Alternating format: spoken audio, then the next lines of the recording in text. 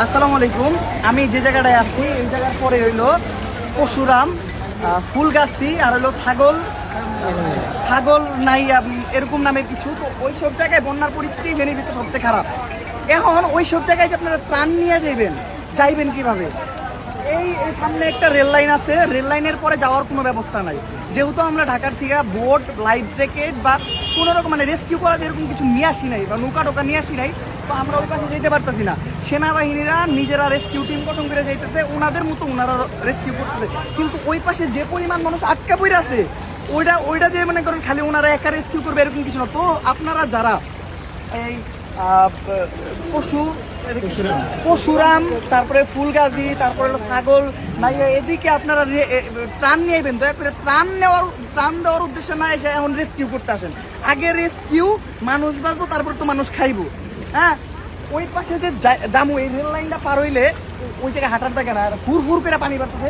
এই জায়গায় আজকে সকালে হয়তো পানি ছিল না, আর এখন এই জায়গায় পানি আছে। ওই সামনে দিয়ে আঠুর উপরে পানি। আমার মনে হয় কিছুক্ষণের ভিতরে এই জায়গাটা কোমর পর্যন্ত পানি চলে আসবো। ওদিকের সাথে যোগাযোগ, আমার মনে হয় কিছুক্ষণ পরে এদিকে রেস্কিউ করতে হইব। তো আপনারা যে যত তাড়াতাড়ি পারেন, যেইখান থেকে পারেন, আপনারা রেস্কিউ করার মতো কিছু নিয়ে আসেন, লাইক বোট, লাইফ জ্যাকেট, এই উদ্দেশ্যে আসেন। আমরা সবচেয়ে বড় ভুল করছি, আমরা যারাই আসতেছি ঢাকা থেকে, এখন পর্যন্ত আমরা এই ইনফরমেশনটা জানি যে আমাদের মনে হয় ত্রাণ দরকার। বিষয়টা এমন না। ত্রাণ এই জায়গায় অহরহ রাস্তায় ট্রাকের পর ট্রাক দাঁড়ায় আছে ত্রাণ নিয়ে, কিন্তু ওই ত্রাণগুলা যে পাইব ওই মানুষগুলা নাই। মানুষ নিজের জীবন নিয়ে আইতে পারতো না, তাকে জিনিসপত্র কিনে আইবে। তো আগে রেস্কিউ করতে হবে আমাদের, তারপরে আমরা যে এই জায়গায় অনেক মানুষ, হ্যাঁ অনেক মানুষ শুধুমাত্র ওই জায়গায় যে দাঁড়ায় রয়েছে, দাঁড়ায় দেখা ছাড়া আর কিছু করতে পারতো না।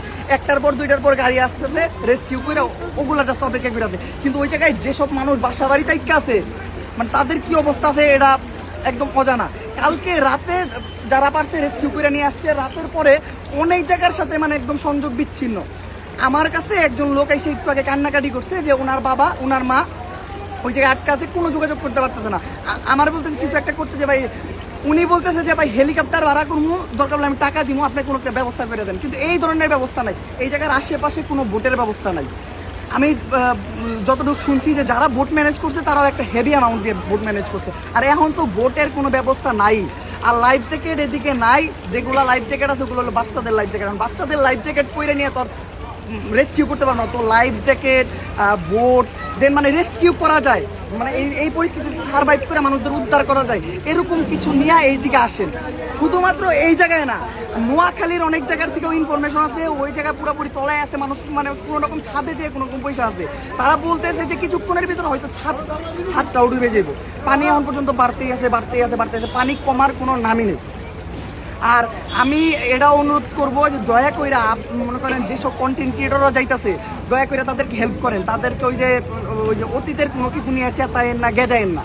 হ্যাঁ, ওই যে দয়া করে তাদেরকে এইভাবে ইনসাল্ট করে না যে কোনো একটা ক্রিয়েটর আইলো, অতীতের আপনার কোনো রাগ আছে বা কোনো ক্ষোভ টিকা এখন আসতেছে, তারা বিপদের সময় আপনি যাই কইলেন যে বিকাশ নাম্বার দিতেছে নাকি, এই ধরনের ব্যবহার করেন না। যারা আইতে আমাকে বিপদের সময় তা করে বুকে টান দেন। হ্যাঁ, আমরা যদি বিপদের সময় মানে নিজের বিপদের সময় মানুষের সাথে খারাপ ব্যবহার করি তাহলে তো হইলো না। আর ওই ট্রোল এগুলা বাদ দেন। এখন সময় হলো আমাদের সবার পাশে এসে দাঁড়ানো। আপনারা যে এখান থেকে পারেন এই জায়গায় আসেন, এই জায়গায় এসে ক্যান দাঁড়ান, পারলে হেল্প করেন, নাইলে কারো ডিস্টার্ব করেন। আর এই আশেপাশে যেসব জায়গায় মানুষ রেস্কিউ করতে যেতেছে বা ত্রাণ দিতে যেতেছে, দয়া করে আপনারাও এলাকাবাসী যারা আছেন হেল্প করেন, সেনাবাহিনীরে হেল্প করেন, কন্টেন্ট ক্রিয়েটরদের কোনো টিম গেলে তাদেরকে হেল্প করেন, স্বেচ্ছাসেবক গ্রুপ গেলে তাদেরকে হেল্প করেন। ওই আশেপাশে দাঁড়াইয়া তাদের কোনো ঝামেলা করেন, দয়া করে কোনো জিনিস যদি টানা লাগে টাইনে হেল্প করেন, এই ধরনের হেল্প করেন। এটা আমার কাছে, আপনাদের কাছে বিনীত রিকোয়েস্ট। আমি একটা হাত করে রিকোয়েস্ট করতেছি। আর দয়া করে কেউ বোটের দাম বেশি রাখবেন না, কেউ লাইফ জ্যাকেটের দাম বেশি রাখবেন না, কেউ রিক্সা ভাড়া, গাড়ি ভাড়া এই সিচুয়েশনে বেশি রাখবেন না। কারণ মানুষের কাছে নাই, মানুষ আপনাকে করে কি দিব? ঢাকার থেকে মানুষ আসছে 2 টাকা নিজের পকেটের টাকা দিয়ে হেল্প করতে, তো ওই টাকা যদি আপনি গাড়ি ভাড়া, বোট ভাড়া, ওই লাইফ জ্যাকেটই রেখে দেন, তাহলে মানুষ হেল্প করবো কেমনি? দয়া করে আমার রিকোয়েস্ট অন্তত রাখেন। দয়া করে কারোর কাছে এক্সট্রা কোনো চার্জ করেন না, এটা আমার রিকোয়েস্ট।